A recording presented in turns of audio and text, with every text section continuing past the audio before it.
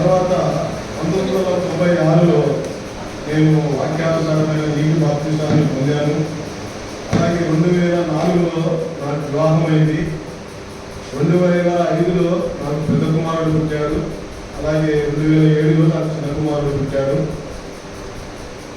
నా ఇద్దరు పిల్లలు, పెద్ద అబ్బాయి డిగ్రీ సెకండ్ ఇయర్ చదువుతున్నాడు బెంగళూరులో క్రీస్తు జయంతి కాలేజీలో. అలాగే చిన్న అబ్బాయి ఎక్సెల్ గ్రామం, అబ్బాయి BTech first year Pullareddy engineering కాలేజీలో చదువుతున్నాడు. నా భార్య కూడా యాక్చువల్గా రెగ్యులర్ బైబిల్ కాలేజ్ బెంగళూరులో యాక్స్ కాలేజీలో చేసింది థియాలజీ. అంత మాత్రమే కాదు కానీ చిల్డ్రన్ ట్రైనింగ్ క్యాంప్ అని మన పెద్ద అసెంబ్లీ వాళ్ళని కేరళలో పెట్టినప్పుడు ఆమె కూడా చిల్డ్రన్ ట్రైనింగ్ క్యాంప్ కూడా వెళ్ళొచ్చింది. సండే స్కూల్ పిల్లలకు టీచర్ ట్రైనింగ్ ఎలా ఇవ్వాలి అనేది కూడా ఆమె నేర్చుకుంది. అలాగే ఫ్యామిలీ కౌన్సిలింగ్ కూడా నేర్చుకుంది. ప్రస్తుతం ఆమె సెంట్ క్యారెట్ స్కూల్లో ఉన్నదాకా హైయర్ క్లాసెస్కు ఇంగ్లీష్ టీచర్గా పనిచేసింది. ప్రస్తుతం అఖిలా స్కూల్లో నెక్స్ట్ మంత్ నుంచి లేకపోతే నెక్స్ట్ అకాడమిక్ ఇయర్ నుంచి ఆమె జాయిన్ కాబోతుంది. అలాగే నేను ఆమె ఇద్దరం కలిసి ఉద్యోగరీత్యా ఉద్యోగం చేసుకుంటూ ప్రభు సేవలో మేము ముందుకు వెళ్ళడానికి దేవుడు కృప చూపిస్తున్నాడు. ఉదయం కాలంలో మీతో మా బామార్ది సంజయ్ సామ్యుల్, మా భార్య తమ్ముడు కూడా వచ్చాడు. ఆ అబ్బాయి కూడా ఇద్దరు కూతుళ్ళు. తర్వాత మా బామార్ది కూడా హైదరాబాద్లో హెచ్ఆర్గా చేస్తా ఉన్నాడు మొబైల్ కంపెనీలో. మనతో ఉండడం కూడా మాతో అలాగే మనతో ఉండడం చాలా సంతోషకరం. ఇది నాకు గొప్ప సాక్ష్యం. వివరంగా చెప్తే చాలా సమయం ఉంది, ఇప్పటికే సమయం అయిపోయింది కాబట్టి నేను కూడా చాలా క్లుప్తంగానే నేను ముగిస్తాను. అందరూ కూడా తర్వాత కొన్ని పరంపరలు అందిస్తాను అన్నాడు కాబట్టి నేను చాలా చాలా క్లుప్తంగానే మీకు అందిస్తాను. ఒక చిన్న థాట్ మాత్రమే మీకు అందించి నేను ముందుకు వెళ్తాను. ఇలా యోనా గ్రంథం 4వ అధ్యాయం చివరి వచనం. యోనా గ్రంథం చివరి అధ్యాయం చివరి వచనం. యోనా గ్రంథం చివరి అధ్యాయం 4వ అధ్యాయం 11వ వచనం చివరి వచనం. అయితే 120,000 కంటే ఎక్కువై కుడి ఎడమలు ఎరుగని జనమును ఒక పశువును గల నినివే మహాపుర విషయంలో నేను విచారపడవద్దని యోనాతో సెలవిచ్చాను. అలాగే మత్తయి సువార్త 12వ అధ్యాయం, మత్తయి సువార్త 12వ అధ్యాయం 38వ వచనం చూడండి. 38వ వచనం నుంచి అప్పుడు శాస్త్రులను పరిచయులను కొందరు కూడా నీ వల్ల ఒక సూచక్రియ చూడబోతున్నామని ఆయనతో చెప్పగా ఆయన ఇట్లాను విచారమైన చెడ్డతరం వాళ్ళ సూచక్రియను అడుగుతున్నారు. ప్రవక్త అయిన యోనాను కూర్చిన సూచక్రియ కానీ మరి ఏ సూచక్రియను వారికి అనుగ్రహింపబడదు. యోనా 3 రాత్రింబగలు తిమింగలము కడుపులో ఎలా ఉండినో అలాగే మనుష్య కుమారుడు 3 రాత్రింబగలు భూగర్భంలో ఉండును. నినివే వారు యోనా ప్రకటన విని మారు మనసు పొందిరి కనుక విమర్శ సమయంలో నినివే వారు ఈ తరం వారితో నిలవబడి వారి మీద నేరస్థాపన చేతులు. ఇదిగో యోనా కంటే గొప్పవాడు ఇక్కడ ఉన్నాడు. చిన్న ప్రార్థన చేసుకుని చిన్న ధ్యానం మనం చేద్దాం. ప్రభావితండి మరొకసారి హృదయకాలంలో ఆరాధనలతో మర్యాదగా జరిగించిన గొప్ప అద్భుతమైన మీ కార్యాన్ని బట్టి మీ వందనాలు స్తోత్రాలు చెల్లిస్తా ఉన్నాం. వాక్యం చదువుకున్నట్టుగా మరుగుపరచండి. కేవలం అందరితో వాక్యం చెప్పమని రక్షించి మాట్లాడి దయచేయమని యేసు క్రీస్తు దివ్యమైన వందనాలను ప్రార్థించుకుంటున్నాము తండ్రి. ఆమేన్. మత్తయి సువార్త 12వ అధ్యాయం 41వ వచనంలో చివరి లైన్లో ఉంది. ఇదిగో యోనా కంటే గొప్పవాడు ఇక్కడ ఉన్నాడు. యోనా ఎలాంటి వాడంటే గొప్పవాడు. ఆ గొప్పవాడి కంటే గొప్పవాడు మన ప్రభువైన యేసు క్రీస్తు. అయితే యోనా చాలా గొప్పవాడు, చాలా గొప్పవాడు. 4వ అధ్యాయం యోనా గ్రంథం 11వ వచనంలో కూడా యోనాతో దేవుడు అంటా ఉన్నాడు. 4వ అధ్యాయం 11వ వచనం. అయితే 120,000 కంటే ఎక్కువై కుడి ఎడమలు ఎరుగని జనమును బహు పశువులు గల నినివే మహాపుర విషయంలో నేను విచారపడవద్దని యోనాతో సెలవిచ్చెను. దేవుడు యోనాతో అన్న తర్వాత యోనా ఏం మాట్లాడినట్టుగా ఇంకా అక్కడ ఏమి లేదు. సియోనులో మౌనముగా ఉంట స్తుతి చెల్లించుటయే. ఈ యోనా గ్రంథం అంతా చాలా అద్భుతముల గ్రంథం. ఇది అద్భుతముల గ్రంథం. ఈ యోనా గ్రంథం ఒక మిషనరీ గ్రంథం. ఈ యోనా గ్రంథం ఒక చరిత్ర గ్రంథం. చరిత్ర గ్రంథం. ఇదేమే ఉపమానం కాదు, ఇదేదో కట్టుకథ కాదు. ఇది చరిత్ర, జరిగిన సంగతి, నిజంగా జరిగిన సంభవం ఇది. అయితే యోనా గ్రంథంలో 4 అధ్యాయాలు ఉన్నాయి. మొదటి అధ్యాయంలో యోనా సాక్ష్యం కోల్పోతాడు. పోయి నిద్రపోతా, ఏమొచ్చింది నీకు? మేమంతా మా దేవతలకు ప్రార్థిస్తున్నాం, పోయి నీ దేవునికి ఏదో ప్రార్థన చేసుకోకుండా ఉన్నాం. ఒక అన్యులతోటి చెప్పించుకోవడం, సాక్ష్య జీవితాన్ని కోల్పోయాడు. 2వ అధ్యాయంలో మత్స్యపు కడుపులో సాగిలపడి ప్రార్థన చేస్తా ఉన్నాడు, సాగిలపడిన అనుభవం. 3వ అధ్యాయంలో నినివేకి వెళ్ళి సువార్తను ప్రకటిస్తా ఉన్నాడు. 4వ అధ్యాయంలో తన జీవితాన్ని సరిచేసుకున్నాడు అనే సంగతిని మన మనసులో ఉంచుతారు. నేను చెప్పాలంటే అట్లా విభాగాలు చెప్పాలంటే చాలా ఉన్నాయి. సమయ భావాన్ని బట్టి నేను ముందుకు వెళ్తా ఉన్నాను. సరే పిల్లల, ఈ యోనా అనే పేరుకి అర్థం ఏంటంటే పావురము అని అర్థం, లేకపోతే పువ్వ. పావురము అనేది అది కలంకము లేనిది. నా పావురమా నిష్కలంకురాలా అని అన్నాడు పరమగీతముల గ్రంథము. అంటే కలంకము లేనిది. తర్వాత పావురము నిష్కపటమైనది. పావురము వలె మీరు ఏమన్నాడు? పాము వలె వివేకులు, పావురం వలె నిష్కపటములై ఉండి, కపటం లేని వాడై ఉండండి అని అన్నాడు. నిష్కపటమైనది పావురం. తర్వాత పావురము నిజమైన సమర్పణ గలది. పావురం నోవాహు కాలంలో కాకిని విడిచిపెడితే సమాచారం తీసుకురాలేదు. అది సమర్పణ లేనిది కాకి. కానీ చుంచబడిన ఒలివ ఆకును తీసుకుని వచ్చింది పావురం. సమర్పణ గలది తన యజమానుడి పట్ల. ఆ పావురాన్ని గురించి మనం చెప్పుకుంటే చాలా ఉన్నాయి. కానీ ఆ యోనా అనే పేరుకు అర్థం పావురము. అయితే మొదటి మాటనే నేను జ్ఞాపకం చేసి నేను చూపిస్తాను. పరమగీతంలో 5:2లో నా పావురమా నిష్కలంకురాలా అని అన్నాడు. పావురము నిష్కలంకమైనది, కలంకము లేనిది. పేరు యోనానే, పావురమే. కానీ ఆ యోనాలో చాలా కలంకాలు ఉన్నాయి, చాలా కలంకాలు ఉన్నాయి. ఒక మాట నేను జ్ఞాపకం చేస్తాను. యోనా గ్రంథం 2వ అధ్యాయం 5వ వచనంలో సముద్రపు నాచు నా తలకు చుట్టుకొని ఉన్నది అన్నాడు. కలంకంతో నిండి ఉన్నాడు, నాచుతో నిండి ఉన్నాడు. నా తల ఎత్తుకులేని స్థితిలో ఉన్నాను అని అన్నాడు. కయ్యూనితో అన్నాడు, కయ్యూను నువ్వు సత్క్రియలు చేసినట్ల తల ఎత్తుకోలేవా అని అన్నాడు. తల దించుకున్నాడంటే సత్క్రియలు లేవు, కలంకాలు ఉన్నాయి, లోపాలు ఉన్నాయి. నా ప్రియ సోదరులారా, యోనా జీవితంలో కూడా చాలా కలంకాలు ఉన్నాయి. తన పేరు తగ్గ జీవితం లేదు. నేను అనుకుంటున్నాను యోనా గ్రంథం ఆయన గొప్పవాడని దేవుడు ఎందుకు అన్నాడు అని అంటే, ఒక ప్రవక్త తన నిజ జీవితాన్ని అలా ఎత్తి చూపించాడు యోనా గ్రంథంలో. నిజంగానే మనమైతే గొప్ప చెప్పుకుంటాం, మనమైతే గొప్పవాడిని చూపించుకుంటాం. కానీ యోనా భక్తుడు తన లోపాలను చూపించాడు. యుగాంతమందు మనకు బుద్ధి కలగడానికి, మనం సరిచేసుకోవడానికి, మనం దిద్దుకోవడానికి, మనం దేవుని దారిలోనికి రావడానికి, ఆయన మార్గంలో రావడానికి, ఆయన శిరస్సు కింద అతుకబడి ఉండడానికి దేవుడు ఆ యోనా గ్రంథంలో యోనా ప్రవక్త యొక్క లోపాలను ఎత్తి చూపించాడు. నా ప్రియ సోదరులారా, యేసుక్రీస్తు చూడండి, ఆయన పవిత్రుడు, నిర్దోషి, నిష్కల్మషుడు, పాపులో చేరక ప్రత్యేకమైన వాడు, ఇట్టి ప్రధాన యాజకుడు, మనకు సరిపోయిన వాడు, తగిన వాడని Hebrews 7:26లో ఉంది. ఆయన కలంకం లేదు, ఆయనలో కలంకం లేదు. యేసుక్రీస్తు ప్రభు కలంకమైన మానవుల కోసం ఈ భూలోకానికి వచ్చి ఆయన పాపిగా చేయబడ్డాడు, ఆయన దోషిగా చేయబడ్డాడు, ఆయన నేరస్తుడిగా చేయబడ్డాడు, అక్రమకారుడుగా చేయబడ్డాడు. కలువరి శిలువలో మన కోసం ఆయన నిజమైన సమర్పణ, సదాకాలం నిలిచి బలిని చేసి మనల్ని సంపూర్ణులుగా చేశాడు. అమూల్యమైన రక్తం చేత కడిగి ఆయన బిడ్డలుగా చేశాడు. ఇది గొప్ప సంగతి. సరే పిల్లరా, యోనా జీవితంలో ఉన్న కలంకాలు మన జీవితంలో ఉన్న కలంకాలు. ఆయన ప్రవక్తనే, ఆయన కలంకాలు ఉన్నాయి అనుకుంటారు.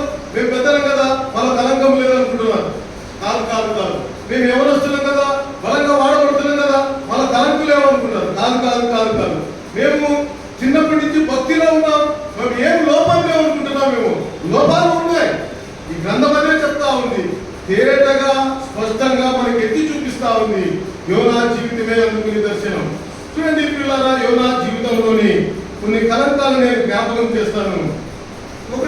అధ్యాయం మొదటి 3 వచనాలు చూస్తే, మొదటి అధ్యాయం యోనా గ్రంథం మొదటి అధ్యాయం 3 వచనాలు, ఒకటో అధ్యాయం మొదటి 3 వచనాలు. యెహోవా ఉద్దేశకుమారుడైన యోనాకు ప్రత్యక్షమై ఇలాగ సెలవిచ్చెను, నినివే పట్టణస్థుల దోషం నా దృష్టికి ఘోరమైన కనుక నీవు లేచి నినివే మహాపట్టణములకు పోయి దానికి దుర్గతి కలుగునని ప్రకటింపుము.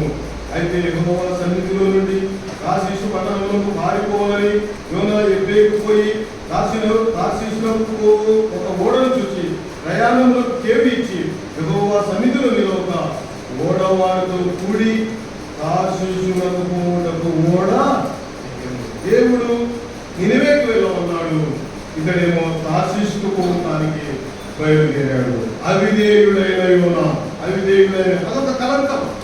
దేవుడిచ్చిన సెలవును పక్కన పెట్టాడు, దేవుడిచ్చిన సంగతిని పక్కన పెట్టాడు, దేవుడు చెప్పిన స్థలాన్ని పక్కన పెట్టాడు, దేవుని మాటలు పక్కన పెట్టాడు.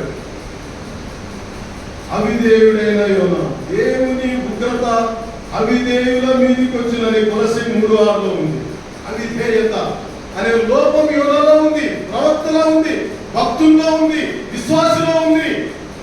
మనం కూడా చాలా సార్లు అవిధేయులుగా ఉన్నామా? దేవుడి చెప్పింది మనం చేయకుండా ఉన్నామా? దేవుడిచ్చిన సెలవును, దేవుడిచ్చిన సంగతిని, దేవుడిచ్చిన స్థలాన్ని పక్కన పెడుతున్నామా? ఆలోచన చేయబద్దులమై ఉన్నాం. సరే, రెండో పాయింట్కి వచ్చేద్దాం.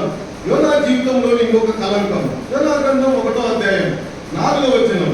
అయితే యెహోవా సముద్రం మీద గాలిని పుట్టింపగా సముద్రమందు గొప్ప తుఫాను రేగి ఓడ బద్దలైపు గతి వచ్చెను. తర్వాత 12వ వచనం చూడండి. నన్ను బట్టి ఈ గొప్ప తుఫాను మీ మీదకి వచ్చానని నాకు తెలిసే ఉన్నది. నన్ను ఎత్తి సముద్రంలో పడవేది, అప్పుడు సముద్రం మీ మీదికి రాకుండా నిమ్మలించునని అతడు వారితో చెప్పినను. నన్ను బట్టి ఈ గొప్ప తుఫాను మీ మీదకి వచ్చింది. మీరు సరుకులు పడవేస్తా ఉన్నారు సముద్రంలో, నన్ను బట్టే. నష్టపోతా ఉన్నారు, నన్ను బట్టే. ఈ గొప్ప తుఫాను నన్ను బట్టే. ఈ ఓడ బద్దలైకో గతి వచ్చింది నన్ను బట్టే, నన్ను బట్టే, నన్ను బట్టే. నేనే లేకపోతే ఇది మీకు కలిగేది కాదు. నేను మీకు అభ్యంతర కారణమై ఉన్నాను అని అంటా ఉన్నాడు. మరొక లోపం అభ్యంతర కారణంగా ఉండడం. మనం కూడా చాలా సార్లు దేవుని సంఘానికి రావాలని చాలా మంది వాళ్ళకి మనం అభ్యంతర కారణంగా ఉన్నాం. మన సాక్ష్యం వాళ్ళకి అభ్యంతర కారణంగా, మన జీవితం వాళ్ళకి అభ్యంతర కారణంగా ఉంది, మన మాటల వాళ్ళకి అభ్యంతర కారణంగా ఉన్నాయి. పేతురుతో దేవుడు అన్నాడు 16వ అధ్యాయం మత్తయి సువార్త 23. అయితే ఆయన పేతురు వైపు తిరిగి, సాతానా నా వెనుకకు పొమ్ము, నీవు నాకు అభ్యంతర కారణమై ఉన్నావు. ఎందుకన్నాడు? శిష్యుడితో అన్నాడే, అభ్యంతర కారణమై అన్నాడు. ఎందుకన్నాడు అని అంటే, సాతానా నా వెనుకకు పొమ్ము అన్నాడే. ఎందుకన్నాడు అని అంటే, దేవుడు ఈ హింస పొంది చంపబడాలి అని చెప్తా ఉంటే అది నీకు దురవకుగా అంటా ఉన్నాడు, అడ్డుపడతా ఉన్నాడు. దేవుని శిలువ కార్యానికి అడ్డుపడతా ఉన్నాడు. అందుకోసం నేను నాకు అభ్యంతర కారణమై ఉన్నావు అని అన్నాడు. మనం కూడా చాలా సార్లు దేవుని కార్యాలకు అభ్యంతర కారణంగా ఉన్నామా? ఒకసారి మనం ఆలోచన చేయ బద్దులమై ఉన్నాము. కాబట్టి పిల్లల మొదటిది అవిధేయుడైన యోనా, రెండవది అభ్యంతర కారణంగా ఉన్న యోనా. మూడవది చూడండి 5వ వచనం చూడండి, 1వ అధ్యాయం 5వ వచనం. కాబట్టి నావికులు భయపడి ప్రతివాడును తన దేవతలకు ప్రార్థించి ఓడ చులకన చేయుటకై అందులోని శత్రులు సముద్రంలో పారవేసింది.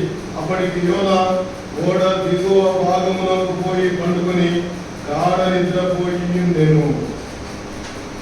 అందరూ భయభ్రాంతులు ప్రేతా ఉన్నారు, అందరూ సరుకులు పడేస్తా ఉన్నారు, అందరూ ప్రాణము గుప్పిమంటూ అరచేతులు పెట్టుకుని ఉన్నారు, ఎప్పుడు చనిపోతామని కేకలు వేస్తా ఉన్నారు. కానీ యోనా గాఢ నిద్రపోతా ఉన్నాడు. ఆలోచన పోయి నిద్రపోతానికి ఏమి వచ్చినది అని అన్నాడు. అశ్రద్ధ లేని యోనా, శ్రద్ధ లేని జీవితం, అశ్రద్ధ అనే లోపము యోనాలో ఉంది. దేవుని కార్యములను అశ్రద్ధ చేయవాడు శాపగ్రస్తుల వైపులో ఉంది. వాక్యాన్ని అశ్రద్ధ చేస్తున్నామేమో, ప్రార్థన అశ్రద్ధ చేస్తున్నామేమో, వారికి కూడికలు అశ్రద్ధ చేస్తున్నామేమో, పత్రికలు పనిచేయడం అశ్రద్ధ చేస్తున్నామేమో, సువార్తలు ప్రకటించేది అశ్రద్ధ చేస్తున్నామేమో. మన జీవితాల్లో అశ్రద్ధ అనే కలంకం ఉందేమో ఒకసారి పరీక్ష చేసుకుని మనం మన జీవితాలను మార్చుకోవాలి. నోహు కాలంలో అశ్రద్ధ చేశారు. జనులు తిరుగుతూ త్రాగుతూ పెళ్ళాడుతూ పెళ్లిస్తూ ఉన్నారు. అందులో జలప్రలయం వచ్చింది, అందరూ నాశనం అయిపోయారు. కారణం అశ్రద్ధ, అంతే. తర్వాత ఇంకొక కలంకం కలంకాన్ని మనం చూద్దాం. యోనా జీవితంలో మరొక కలంకం 4వ అధ్యాయం మొదటి వచనం చూడండి. 4వ అధ్యాయం మొదటి వచనం యోనా గ్రంథం. యోనా దీనిని చూచి బహు చింతాక్రాంతుడై, చింత అనేది కూడా ఒక లోపం.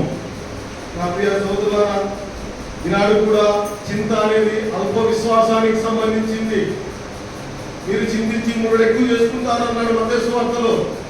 అల్ప విశ్వాసులారా మీరు ఎందుకు చింతిస్తున్నారు అని అన్నాడు. చింత అనేది అల్ప విశ్వాసం. అంట విశ్వాసి కాదు, అంత పిచాచి కాదు, మధ్య రకం. అంత చల్లగా లేడు, అంత ఎచ్చగా లేడు, నులివెచ్చని జీవితం. ఇలాంటి కలంకం మనలో లేదా?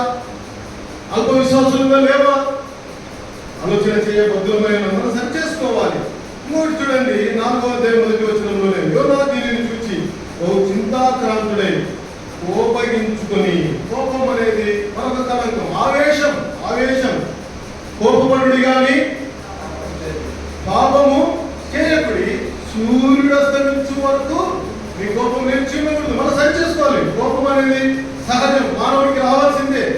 కానీ సూర్యుడు అస్తమించే వరకు ఉండకూడదు, సరి చేసుకోవాలి. ఒకవేళ అలానే ఉందనుకో, మరొక రోజు ఎట్లా ఉంది, మరొక రోజు ఎట్లా ఉంది, నువ్వు అపవాదికి చోటిచ్చిన వాడు అవుతావు. అందుకే అపవాదికి చోటు ఇవ్వకూడదు. ఎక్కడి కింద ఉంటది. సూర్యుడు అస్తమించే వరకు మనం సరి చేసుకుంటే, మన కోపాన్ని తగ్గించుకుంటే, మళ్లించుకుంటే మనం అపవాదికి చోటు ఇవ్వని వారం.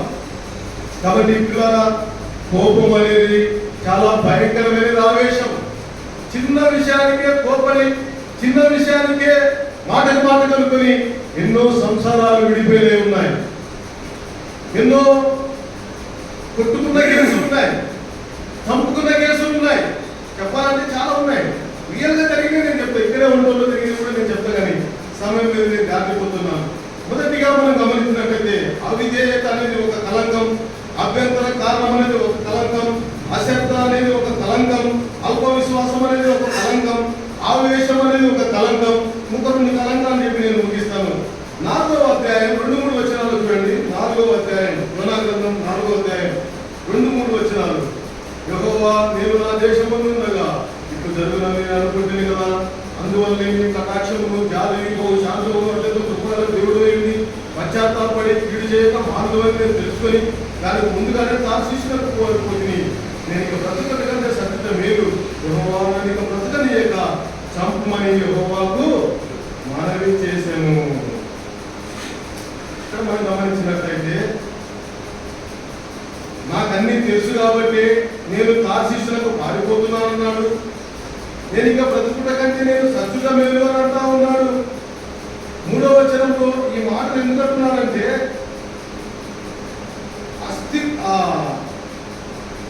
2వ అధ్యాయం 4వ అధ్యాయంలోనే 2-3 వచనాల్లో నేను నా దేశమందుంటే బాగానే ఉన్నా, నీ మాట నువ్వు ఇట్లా చేస్తావు, వాళ్ళని కరణిస్తావు, నిన్ను నువ్వు శిక్షించవు అని చెప్పే నేనేం చేస్తా ఉన్నాను. నేను అక్కడికి పోయాను కానీ నువ్వేమో వాళ్ళని శిక్షించలే, నువ్వేమో వాళ్ళను చంపలే, నువ్వేమో వాళ్ళ మీద ప్రతిదండన చేయలే, వాళ్ళ మీద కీడు చేయలే. నన్ను బ్రతకనియొద్దు, నన్ను చంపాలంటాడు. దేవుని మీద అడుగుతా ఉన్నాడు. అలిగే యోనా చాలాసార్లు పాట అయిపోతే అలిగే వాళ్ళు ఉన్నారు, వాక్యం అయిపోతే అలిగే వాళ్ళు ఉన్నారు, ప్రాముఖ్యత అయిపోతే అలిగే వాళ్ళు ఉన్నారు. అలిగే వాళ్ళు అది ఒక కలంకం. అది తర్వాత మరొక జ్ఞాపకం చేస్తాను. 6వ వచనం 4వ అధ్యాయం 6వ వచనం నుంచి 8వ వచనం వరకు దేవుడైన యెహోవా శిరసొట్టబడి ఏర్పరిచి అతని కలిగిన శ్రమను పోగొట్టుకునే అది పెరిగి యోనా తలపైగా నీడ ఇచ్చినట్టు చేశాను. ఆ సొర చెట్టును చూసిన యోనా బహు సంతోషించను. మరుసటి ఉదయం దేవుడు పచ్చగా అది ఆ చెట్టును వచ్చినందున చెట్టు మారిపోయాను. మరియు ఎండకాయగా దేవుడు వేడిగా తూర్పుగానే రప్పించను. యోనా తలుపు ఎండ దెబ్బ తగలగా అతడు సొమసిల్లి బ్రతుకుట కంటే సత్తుట నాకు మేలనుకున్నాను. పైన వచనంలో బహుగా సంతోషించను, కింది వచనంలో వచ్చేసరికి నన్ను బ్రతకనీయక సంపు ఎందుకు అని అంటా ఉన్నాడు. అప్పుడే సంతోషం, అప్పుడే బాధ. అస్థిరుడుగా ఉన్నాడు, స్థిరంగా లేడు. అస్థిరుడైన యోనా నా ప్రియ సోదరులారా, ఇసుక మీద కట్టబడిన ఇంటి వల్ల మనం ఉండకూడదు. స్థిరంగా కట్టబడిన బండ మీద కట్టబడిన ఇంటి వల్ల ఉండాలి. శ్రమలు వస్తాయి, బాధలు వస్తాయి, ఇబ్బందులు వస్తాయి, ఇరుకులు వస్తాయి, అయినా కానీ మనం స్థిరంగా నిలబడాలి. స్థిరంగా లేని యోనాను మనం చూస్తాం. ఇన్ని లోపాలు యోనాలో ఉన్నాయి, ఇన్ని కలంకాలు యోనాలో ఉన్నాయి. అవిధేయతనే ఒక కలంకం, అభ్యంతరకారంగా ఉండే ఒక కలంకం. తర్వాత మనం గమనించినట్లయితే అశ్రద్ధగా ఉన్నాడనేది ఒక కలంకం, అల్ప విశ్వాసంతో ఉన్నాడని ఒక కలంకం, తర్వాత ఆవేశంతో ఉన్నాడనే కలంకం, అలిగే కలంకం, అస్థిరుడైనది ఒక కలంకం. ఎన్ని కలంకాలు మన జీవితాల్లో లేవా?